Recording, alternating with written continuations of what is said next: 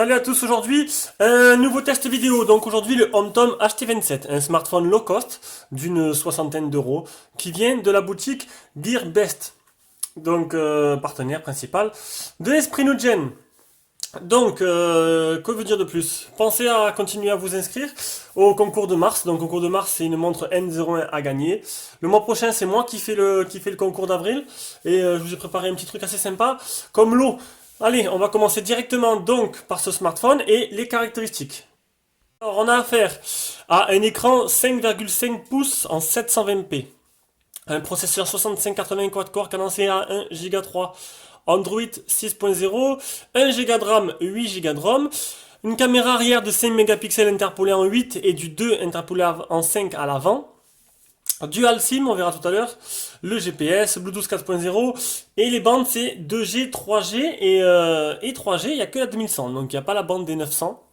Donc on reviendra plus précisément là-dessus dans la partie réseau à la fin de ce test. Donc pour la batterie, elle est donnée pour, si je trouve, donc déjà on va faire déjà la taille, elle est là. Donc la batterie ici, 3000 mAh, donc on verra après, durant le test, ça fait vraiment 3000. Et les dimensions, 15,4 x 7,78 x 8,9 mm d'épaisseur. Design de l'appareil, donc on a un écran 5,5 pouces en 720p. On n'a pas de LED de notification, le haut-parleur de tête, l'appareil photo frontal, donc le capteur de proximité qu'on verra tout à l'heure où il se trouve. En bas on a des boutons qui sont argentés, donc c'est pas des boutons qui sont sur l'écran et ni rétroéclairés. On a un contour en métal, on a les micros là, ce côté on n'a rien. Ici on a le port jack et le port de rechargement. Ce côté, le bouton power, le bouton volume plus moins, qui sont... Ah oui, les boutons. Ah, je voulais vous en parler, on va éteindre. Donc les boutons, le bouton volume bas, nickel. Le bouton volume haut, il est un peu enfoncé. Donc il clique bien, mais moins bien. Voilà, il n'est pas au même niveau que l'autre bouton. C'est juste ça, je voulais le préciser.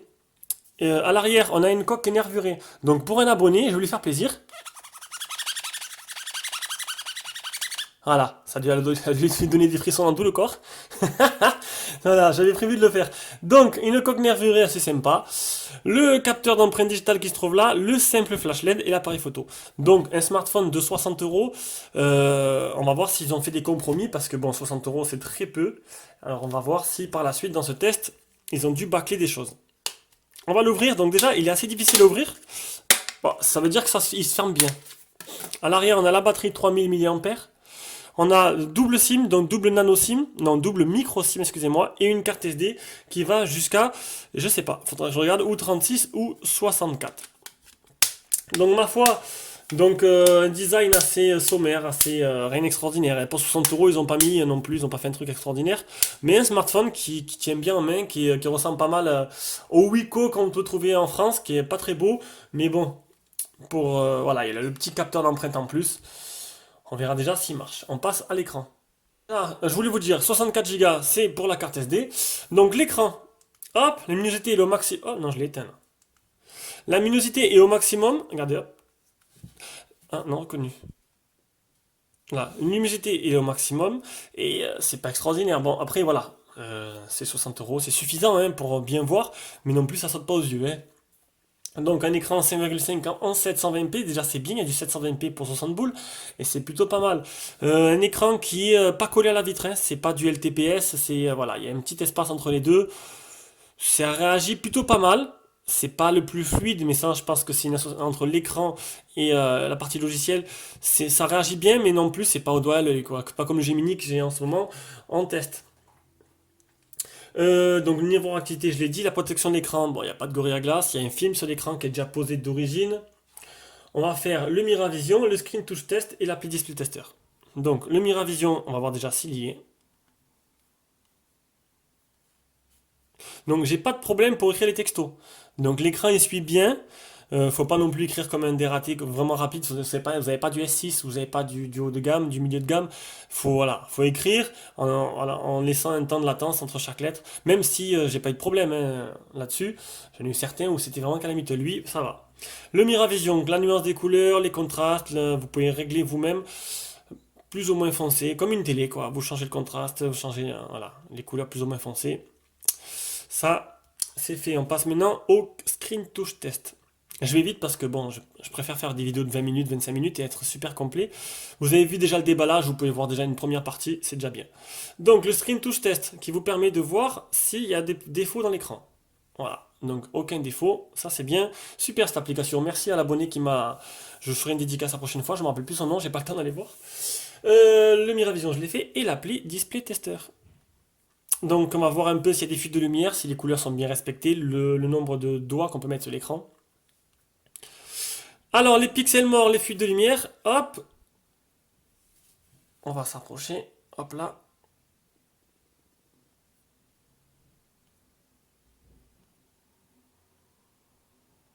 Là, je filme avec le Honor 8. Le MK-i qui m'a servi aux dernières vidéos, qui était super, pour les vidéos, ben il est parti, je l'ai vendu. Quoi. J'avais besoin de récupérer un peu de caillasse. Donc, du coup, voilà. Hop, c'est fait. Donc, ça c'est fait, on va faire maintenant le multitouch. On va le poser à plat, tac. Je pense qu'il est deux, pas plus. Hein. Une, déjà j'ai du mal à mettre la deuxième. Déjà j'en mets un. Alors écoutez, il fait un touche. J'arrive pas à mettre deux. Voilà. Bon, clairement, voilà. Une touche à la fois. Vous avez vu? J'en mets un, j'en mets deux. Et il me reconnaît pas le deuxième. Donc c'est la première fois que je vois ça. Une touche à la fois. Bon. Ah non, deux. J'ai aussi avoir deux, mais problème, voilà, l'écran n'a pas l'air très très. Voilà, bon, c'est pas exceptionnel. Et les photos réelles. Si j'arrive à sortir du menu, voilà. Ça, ce qui s'appelle un petit bug logiciel. Hop, on se rapproche. Un petit autofocus.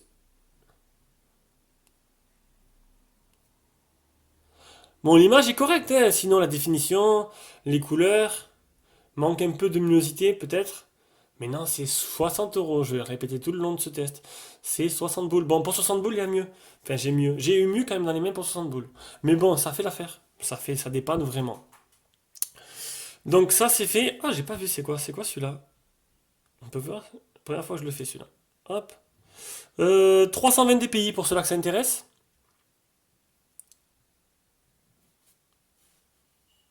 Eh ben, regardez, on n'a plus besoin de faire le screen touch test, hein. Il est pareil, il est là. C'est moins joli.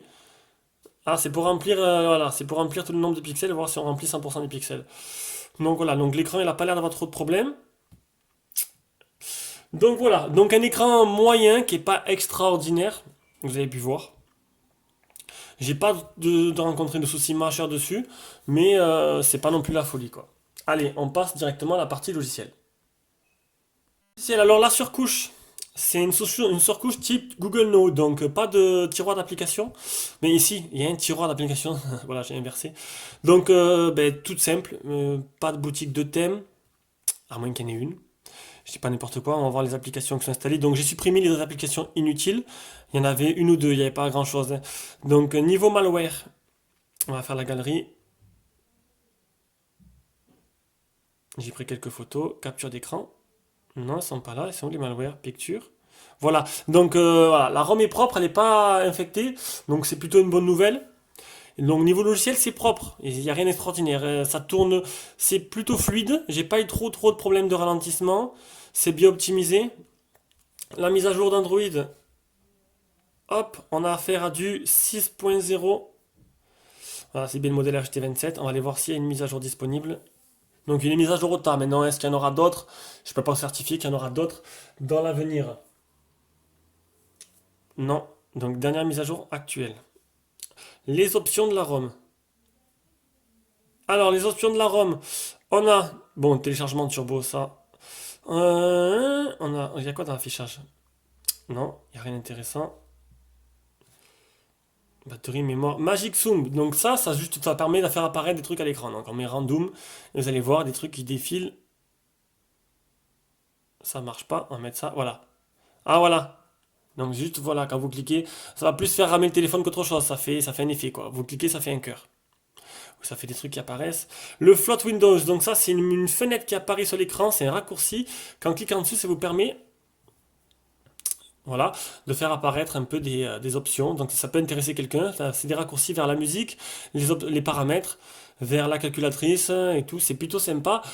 Moi, j'en ai pas l'utilité. Accessibilité, ça c'est pour, ça c'est, ah c'est pas mal ça. Ça vous permet d'enregistrer l'écran si vous voulez faire une capture d'écran en vidéo.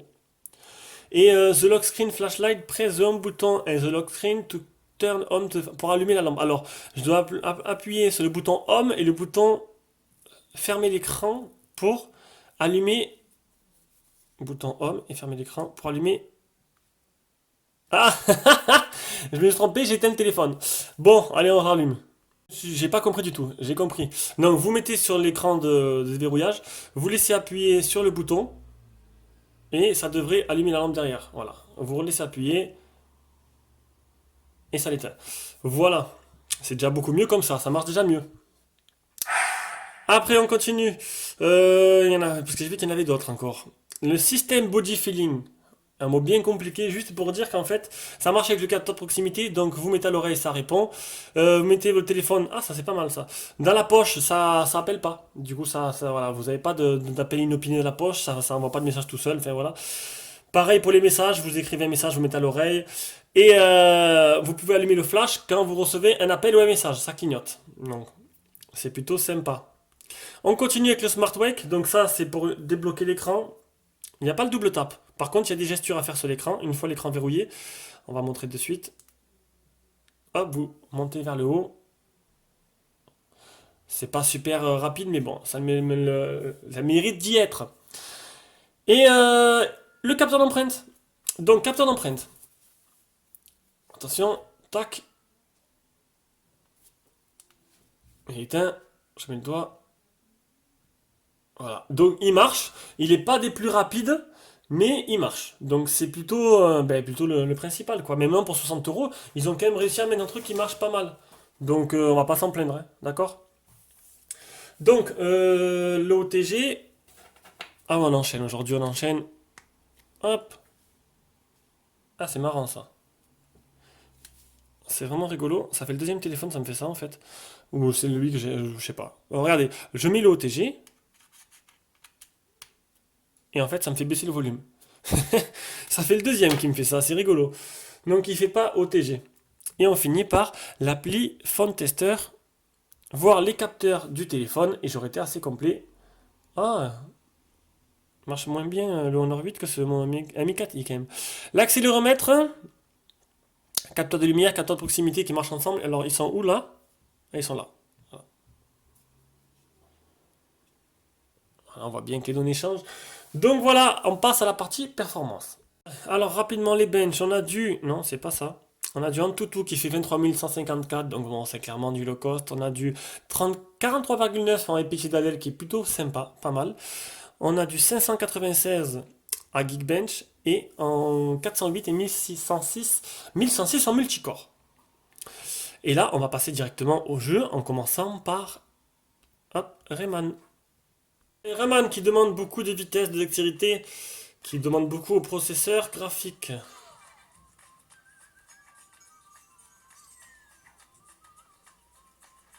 Et on peut voir directement qu'il ne tourne pas à 100% de ses capacités quand même, hein. C'est vachement. Y a pas de... C'est pas saccadé, mais c'est ralenti. C'est vraiment ralenti, du coup ça vous permettra de jouer assez facilement. C'est pas aussi marrant que de jouer faire avec la vitesse maximale quoi.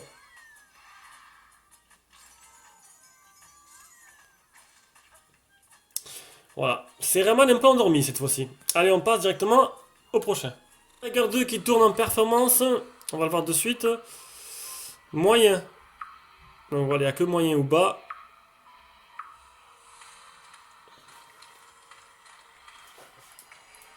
J'essaie de pas mettre trop devant l'écran pour pas que... On peut voir de légères saccades au moment de frapper. L'écran il a l'air de bien réagir. Je fais un peu de biais, j'ai un peu du mal.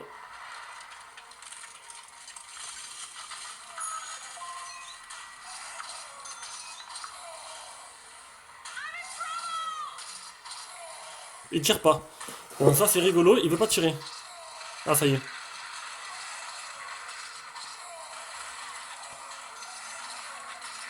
Oula. Niveau réactivité, l'écran finalement il est pas si top que ça, je trouve. Vous avez dû voir, j'avais du mal à bien régler. Ouais. Oula, l'écran niveau réactivité, c'est pas trop ça, hein. Dans les jeux, ça risque de poser quelques problèmes. Allez, on passe à la suite. Real Racing 3, on va pouvoir tester l'accéléromètre et voir un peu si le processeur graphique il suit la cadence. Ce que je doute quand même, hein.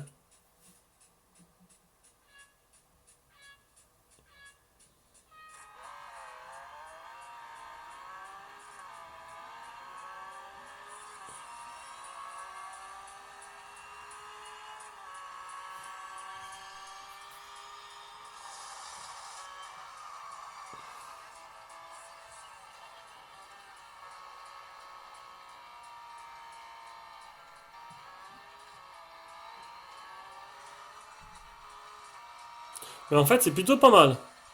Ça a l'air de bien tourner cette fois-ci.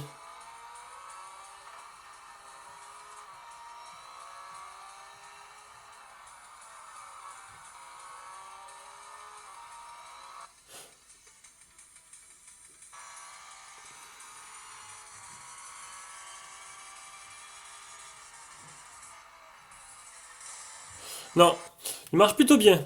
Donc un bilan assez mitigé en jeu. Donc sur Rayman, ça tourne pas au maximum. Sur D-Trigger, l'écran fait des siennes. Et sur Real Racing, c'est du sans faute. Les photos, donc, hop, les infos, on va vite défiler. Donc on a du 8 mégapixels pour l'avant. En caméra, on va mettre, oh, c'est déjà du élevé. Et donc c'est voilà, c'est l'application basique des smartphones chinois, qui est vraiment moche. La réactivité du capteur, elle est vraiment pas mal. Rien qu'en faisant ça, on peut voir que c'est bon. Rigolez pas, hein, certains téléphones en faisant ça, il y a de grosses saccades. Donc là, ça inaugure pas mal de bonnes choses. Directement aux captures que j'ai faites. Donc là, de nuit, on peut voir que le flash n'est pas super puissant. C'est pas extraordinaire. J'ai fait une petite vidéo en extérieur.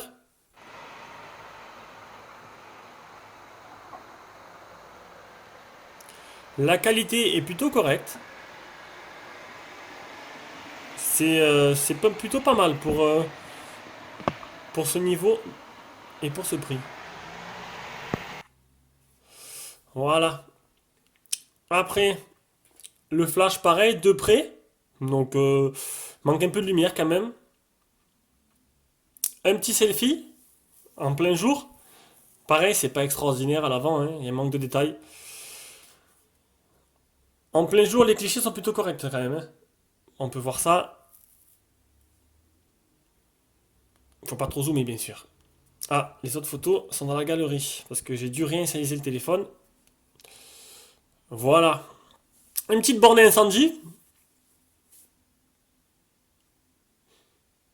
Je pense que les photos parlent mieux que moi quand même, hein. J'ai pas besoin de trop m'y faire. Vous les voyez en plein écran. Là, pareil, on peut voir. Bon, c'est plutôt correct, c'est joli. Quand il y a de la bonne luminosité, c'est plutôt sympa. Et ça, c'est les photos que j'ai prises durant le déballage. Voilà. Donc, un appareil photo d'appoint qui fera son travail, même si c'est pas extraordinaire non plus.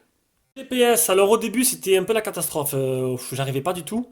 Il a mis vraiment longtemps à fixer et une fois fixé, par contre, une fois le premier fixe fait, était parfait. J'ai pu rouler avec, j'ai pu faire la route jusqu'à mon travail et j'ai pas eu de problème. On peut voir qu'il y a 3 mètres de marge. Donc on va directement passer à la partie audio et vidéo. Une petite vidéo en 720p.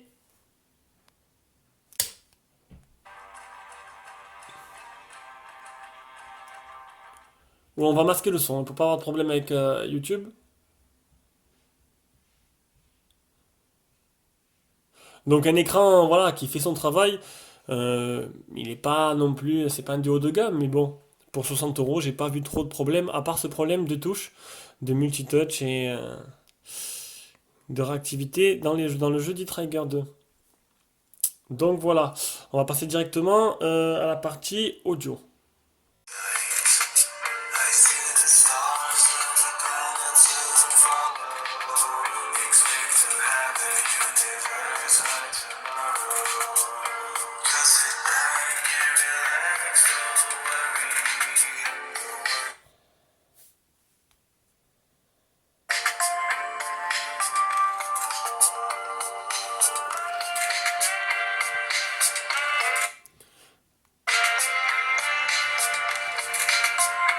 Et je reste vraiment sur le cul par la qualité audio de ce smartphone. Franchement, un très très bon haut-parleur puissant qui envoie la patate.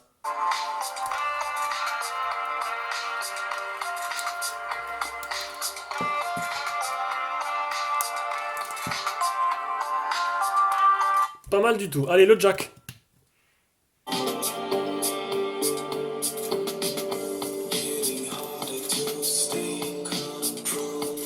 Pas de problème non plus avec la prise jack. Donc voilà, donc franchement niveau puissance, niveau son, c'est vraiment ça envoie du lourd, c'est vraiment pas mal. Et qualité des communications, le haut-parleur est pas mal du tout, donc on l'entend plutôt bien, c'est plutôt correct, on n'a pas de voix de robot et ça c'est sympa. Allez, on passe à la partie réseau, et on a bientôt terminé. Partie réseau, donc qualité du Wi-Fi, on a 4 sur 4, c'est un des meilleurs scores que j'ai avec tous les téléphones que je teste. Voilà. Bande 3G, 4G, donc, alors là, ça se complique. Donc, il n'y a que la 3G. Il n'y a pas la 4G. Et il n'y a que la 3G sous la 2100. Donc, ça limite vraiment le choix de ce téléphone, en fait. Donc, en fait, pour résumer, la 2100, c'est la plus répandue des 3G. Et la 900, c'est pour les campagnes. Vous habitez à la campagne, vous n'aurez jamais le H+, enfin, la 3G. Vous habitez en ville, vous n'aurez pas de problème. Donc maintenant, ben, déjà la 4G, on peut mettre une croix dessus. À vous de voir, hein, voilà, on remonte 2 ans, 3 ans, 4 ans en arrière quand les premiers quad-core sont sortis, qu'il y avait déjà ce problème-là et que la 4G n'existait pas. On passe à l'autonomie. Donc une batterie qui est donnée pour 3000 mAh que j'ai mesuré à... On va le trouver, c'est là. J'ai mesuré à 2359. Donc c'est pas non plus... il y a quand même 600 mAh d'écart. Maintenant, il faut voir l'utilisation. Donc le test PC Mark de l'autonomie, il a donné 5h47, ce qui est un bon résultat. Un bon résultat pour un... Parce que normalement, les téléphones comme ça, on n'a pas énormément. Là, 5h47, c'est un bon résultat. L'application Ampère qui vous dit, voilà, c'est du 620 mAh de rechargement, donc c'est de la recharge très lente. Il ne faudra pas être pressé pour le recharger entièrement. Et comme je galère un peu, je vais le prendre à la main. En utilisation normale, donc journalière, j'ai utilisé 78% de la batterie en 17h52. Et c'est plutôt surprenant. Il a très très bien tenu. Donc 27 minutes d'appel, 2 heures écran allumé. En sachant que j'ai fait un quart d'heure de GPS, un peu de YouTube, et c'est tout. Mais c'est plutôt pas mal quoi. Franchement, avoir voilà, 78% en 17 heures, c'est vraiment bien. Ça fait largement une journée et demie facile. Voire deux pour ceux-là qui utiliseraient beaucoup moins leur téléphone. Et voici le graphique où on peut voir, bam, dès que vous utilisez, ça descend d'un coup. Et après, vous le laissez, ben, voilà, ça fait un dent de scie, quoi. Et là, je me suis arrêté où j'ai fait les captures d'écran. Voilà, voilà, ce test est terminé. Donc, conclusion, 60 euros, c'est moyen. Il y a le petit défaut de l'écran qui me gêne. Sinon, le reste, c'est correct. Maintenant, bon, après, je sais qu'il y en a qui vont l'acheter parce qu'il y en a, voilà, il y en a qui commandent sur Amazon ou quoi, qui commandent pas spécialement en Chine. Et il y a moins de choix en direct de France.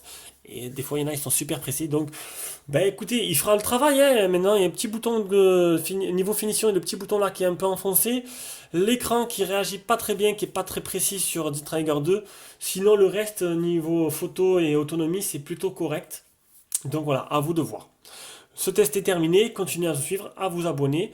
Et très prochainement, une nouvelle vidéo de déballage avec le U7 Max. Bisous à tous.